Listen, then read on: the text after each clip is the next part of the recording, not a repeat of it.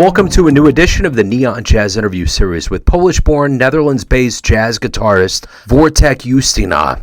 He talked to the show about his new 2022 project, Thrice, by the Wojtek Justyna TreeOh. They fuse the energy of funk jazz, the colors and rhythms of world music with fresh sonic explorations through combining soaring, fuzzy leads with the rootsy sounds of traditional African instruments and throbbing synth bass lines. Over the years, he has been recognized for his sound, versatility, and creativity. He was originally inspired by rock and blues, and he began playing classical guitar at the age of 14. After he joined a school big band called AB Sound Band, he started developing a very keen interest in jazz. We talk about all of this and so much more. Enjoy this interview. Yes, I'm doing good, Joe. How are you doing today? Wonderful. Thanks for taking a minute out today. I appreciate it. Well, I appreciate your invitation. It's always nice to have someone interested in our music and wanting to talk about it. So thanks for that. Absolutely. So before we get into the brand new album, I want to know, how did you survive this time of COVID lockdown, now that things are opening up? How did you survive it, and how did it change you now that you have a new album and we're all kind of coming out of it? Well, it's actually been quite an interesting experience because the years before we've been quite busy, and for myself, it's always been my focus has been running this band. So the years before the pandemic, we started. Our first album was recorded in 2015, and since then, I've just been working my ass off to get things going, to play as much as possible, to write new music, and to book tours, etc., etc. And of course, all of that stopped in the pandemic, and I had a bit of time for myself, actually, which was quite nice. I had some more time to spend with my parents and kind of take a step back from all the hustle around the music, which has given me, a bit of headspace, and then also focus on other things, which I haven't been doing in the past years before that. So it's actually been a very learning experience for myself, and also seeing, what is really important, and do I need to work so much? Do I have to chase every gig and answer every email within the first 15 minutes or so? So what has changed for me is that I've just been finding more time for myself, and that's kind of a promise that I made to myself when the pandemic kind of started to to take a step back. I thought to myself, I want to keep that headspace for myself and know that I have time for myself and for my family. And I've been working more efficiently, being more choosy with the things that I pursue. And it's been good. It's been good because I'm finding a bit more balance between the workload that needs to be done with running the band and kind of my private and personal life. So talk to me about this brand new album. It's a really good funk jazz feel to it. How did this album come together, and how good does it feel for this to come out now that the world's opening up? Well, it feels great. Yeah, we've actually recorded this album middle of the pandemic. So, on Facebook and all the social media, we get reminders about stuff that has happened in the past few years, and it's actually been almost exactly 2 years since the recording of this album. And our plan was to bring it out, of course, earlier, and I think the release of the album has been postponed 3 or 4 times due to the pandemic and all the circumstances around it, and unable to book gigs to support the album on tour. So it's been just pushed back and postponed, and musically we've already moved on from that album, I must say.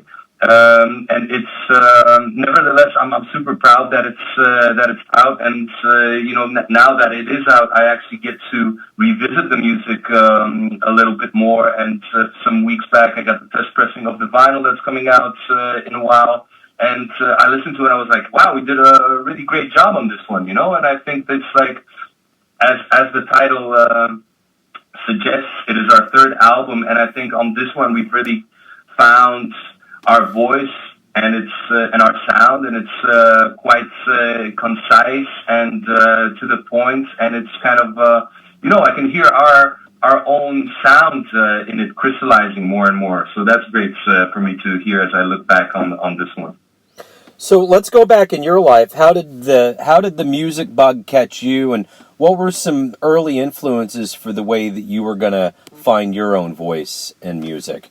Well, I started almost 30 years ago, now that I think of it. I started playing when I was 14, 15. I just turned 42, so somebody needs to do the math on that, but that's 28 years or something like that. Is it? Yeah, so that's about 20 years of doing music, and of course I started from scratch, and my first inspiration was really Led Zeppelin, actually. Like probably 95% of guitar players out there, I wanted to learn how to play Stairway to Heaven, and I got my first guitar, and of course that was still a long way to learning that tune, and I remember bringing the guitar home and having no idea about how it works, how to tune it, how it works at all.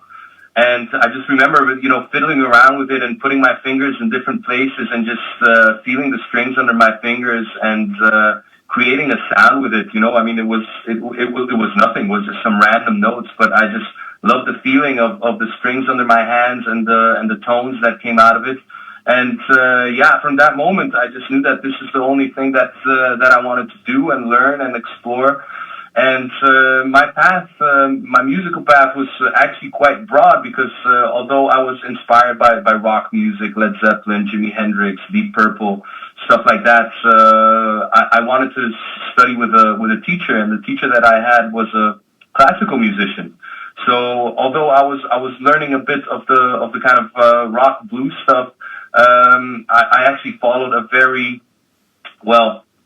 a rigorous, so to speak, education in classical music, and I studied classical music for 10 years, being quite serious about it, and even considering following my studies in that. But all while I was learning blues licks and learning Stairway to Heaven, which I managed to play after a few months of practice. And so it was kind of I was exploring these two worlds, and I don't know, probably like 6 years into my musical education, there was a big band formed at the music school where I was studying, and because not many people played electric guitar, and I had electric guitar for all my blues stuff, I was asked to play in this big band, and that's where the world of jazz actually started opening up to me. And I remember the first rehearsals, I could not understand anything from the musical notation that was there. I was used to reading classical music, but in jazz you of course use chord symbols and rhythmic symbols, and it took me quite some time to figure out how to piece all that together. But I remember I love the colors of the big bands, and of course the harmonies, which are very rich and interesting. And that kind of drew me into jazz music, and of course the element of improvisation that was present also in the rock and blues world. But here, of course, much richer harmonies, much more intricate melodies really sucked me in. And I started to listen to, of course, all the big band music and Duke Ellington and Count Basie, of course, and that's actually what you will still hear in the music that we make today, because the big band inspiration, kind of making a big sound with a band and arrangement wise, that's always been kind of my go-to. And from there, of course, I went deep into jazz, really starting from the guitar heroes such as Wes Montgomery and Kenny Burrell and Grant Green, who I love to this day. I got into Bela Fleck and the Flecktones, which is a group that serves as a huge inspiration for me, and their way of writing and structuring tunes is also present in the music that I make today with my group. And of course, Weather Report and all the fusion stuff. Miles Davis, huge fan of John Coltrane, and John Scofield is also a huge hero of mine. And then, of course, a lot of stuff from the pop world. Since I grew up in the 80s and 90s, I'm a huge fan of hip hop, and Prince is also a huge influence for me. And all these all these influences kind of come together in what we try to do with my band. And my colleagues are also quite musicians whose interests are quite broad, and they are quite open. So we're always open to experimenting, trying new things, and everybody brings their influences into the picture. And we all share the love for funk and jazz and world music, and try to base our sounds on those influences. So, what is it that you like the best about being a professional musician? What do you look forward to every day? That's a great question. I was recently giving a workshop, and actually I was asked this by the students for the very first time, and I was very surprised by my answer, because a lot of people think that the performing is the most exciting part. But I realized when asked this is that performing is maybe the second or even the third of my favorite things in being a professional musician. I guess for me, the most fun, the thing that I enjoy the most and look forward to the most, is just spending time with my instruments. And I try to designate the morning for that, so that I always have time to play and practice for myself. And the other thing that I just love to do, and I think that's what really draws me into the music, is the element of creating and writing music, and really creating something from a very small seed of inspiration. Maybe it's just a piece of melody or a rhythm or just two chords that I find on the guitar. And then what really sucks me in is the process of creating a whole composition out of that. So it's really like I get into this flow state, and I get immersed into the music, and piecing it together and developing it is something that I think I enjoy the most. And then the process of recording that, so really seeing these ideas come to life and rehearsing them with a band, and then going into the studio and getting a nice sound, and making all the elements come together and see them coming together, is something that I enjoy the most. And then, of course, there's the part of going out and playing the stuff, which is always it's the most exciting, but on the other hand, it's the most challenging for me, because there's people see us going out on stage and having a great time, and we love to play, of course, but there's a lot of things going on behind the scenes that I, as band leader, have to take care of.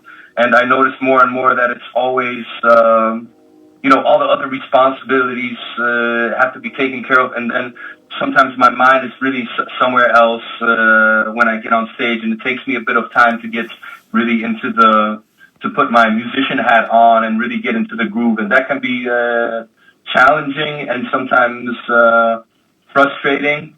And although I love it very, very much, I think the process of creating and watching the music come together and recording it is something that I look forward to the most in this whole thing. To properly get a handle on who you are, everyone has a perception of who you are, your family, your friends, and your fans, but ultimately you live your life. What's your perception of yourself? Who do you think you are? Great questions, Joe. Because it's always the question is, are we the way we see ourselves, or are we the way that other people see us? And if you ask me that, I'm just a kid from Poland who wants to play great music, and it's just something that I love to do.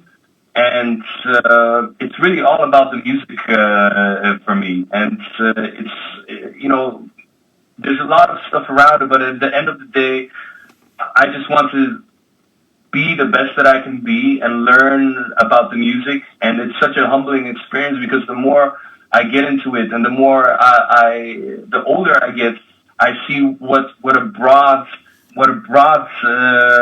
subject this is. And it's just, I love the process of learning and exploring, and also through music, learning things about myself, learning things about my style, my taste in music, and it's just about that for me. Nothing really has changed for me since that moment that I picked up the guitar when I was 14 years old, and this whole fascination that just the fascination of music that I got from just taking the guitar out of the case and trying to find the nice notes, and that's all it is for me, and although there's a lot of stuff around it, for me at the end of the day it's just trying to find my way around the instrument, trying to find my voice in the music, and enjoying that process and enjoying the journey, and sharing that with other people and with my bandmates, of course. And now that I'm also teaching a lot and sharing my experiences with younger players, it's just a musical life that I want to live and share that with people. So if anyone wants to pick up the new album, learn more about touring and anything going on with you and the band, where's the best place for them to go? Well, the best place would, of course, be our website, which I hope you will link somewhere, because I know that my name, for everybody outside of Poland, can be quite difficult. So that's wojtekjustyna.com, WojtekJustyna.com. You can find all the social media handles on our website, as well as tour dates. Of course, the album is available on all the streaming platforms, and that's also on the website. We have you can find the links also on all our social media there. And if you would like to pick up a physical copy, the concerts are the best place to buy our music, but also through Bandcamp, that's possible. I'm actually just after we're finished talking, we'll be sending some CDs to the U.S. so folks in America can pick up the CD through Bandcamp.